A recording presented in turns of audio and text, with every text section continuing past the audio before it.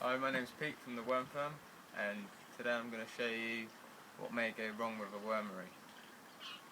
This wormery has been handed back to me from a customer to see if I can just solve why it might be smelling for the customer. Well, I actually offered to see if I can stop it from smelling for the customer.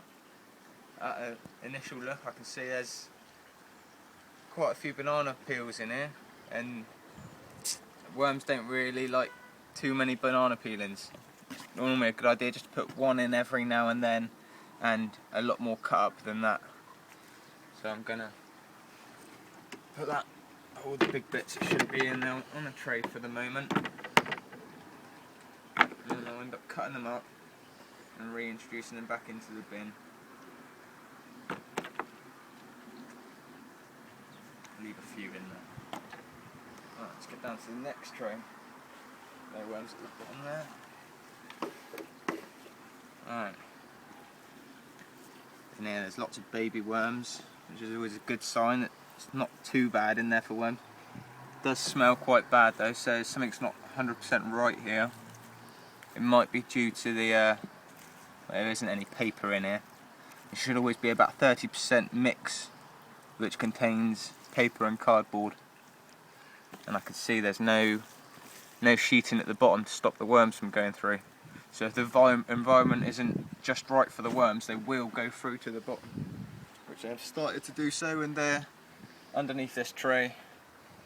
They're trying to get out. So what I'll do is quickly chop these bananas up, the banana peelings up, they're on the side, just so the worms can get through them a bit better. You don't have to chop them up too small, literally just into smaller bits than the whole peels.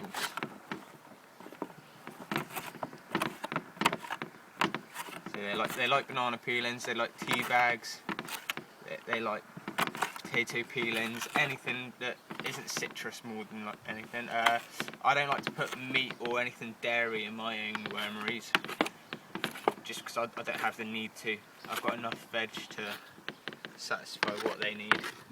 So I'll quickly just chop this up.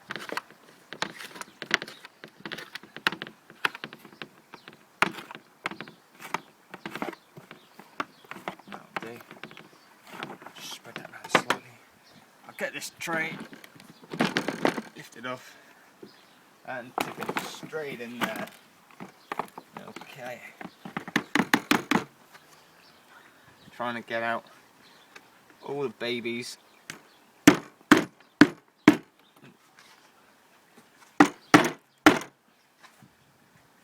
With as little hassle as possible.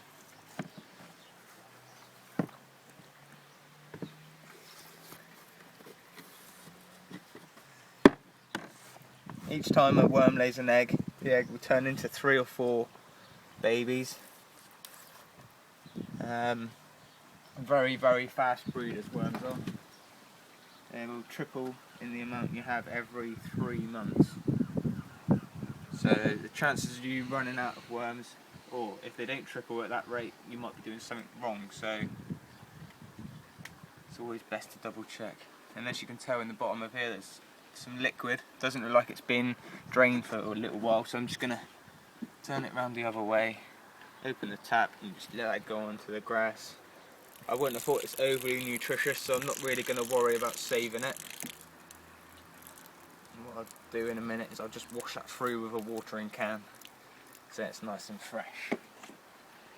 Okay, let's get this tray back up here again.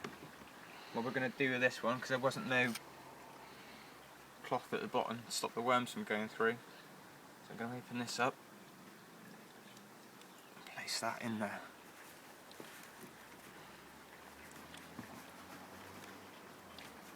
Okay, and next I'm going to get some shredded paper. It's just to absorb a lot of the moisture and to it's a bedding area more than anything for the worms to go, just so they don't have to sleep in their food all the time. It's going everywhere, but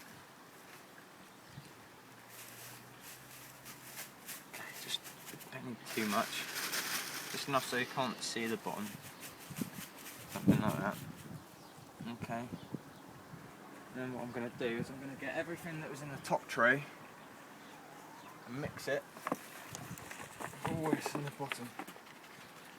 Because over a period of time, all that was in the bottom tray has rotted down, so then there's more space in the bottom tray. So we're going to mix all the fresh stuff in, try and keep as much air in there as we can at the same time. Okay, so that tea bags, there is all sorts in it. Just keep away from obviously onions, oranges, limes, lemons, anything along those lines. Swede, apples, anything like that is fine. Okay, so what I'm going to do next, I'm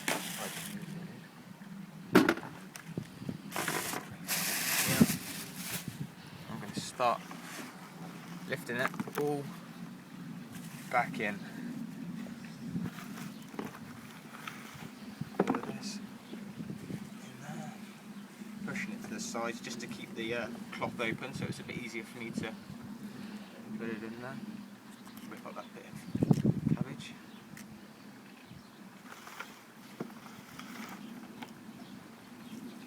There we go.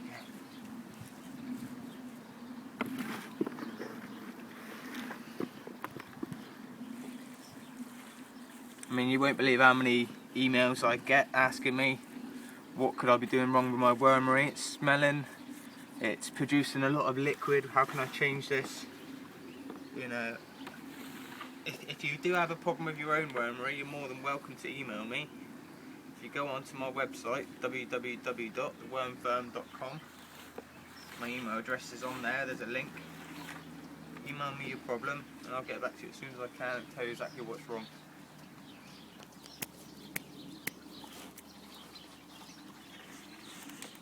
Alright, what we'll do next is we'll start putting the other tray on top and we'll start putting a bit of food in there. So just flatten this down slightly. That's how I do. Don't want to flatten it down too much, I want to keep as much oxygen in there as possible. Okay. And then this will be your next tray. We're only going to lightly start this one.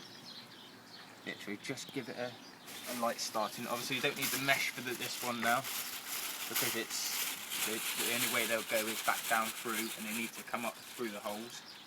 So we just put a little bit of paper in here. Doesn't really matter if it's dry because you're going to put a very small amount of paper in to start with. Okay. And obviously next we'll put the veg in. Depending on how much veg, we might add more paper. And then we'll close it back up again. Going to give this a quick wash out so it's nice and clean. Put it back underneath and hopefully all the smell will be gone. So like I said, any questions at all, www.thewormfirm.com and then email me and I'll get back to you as soon as I can.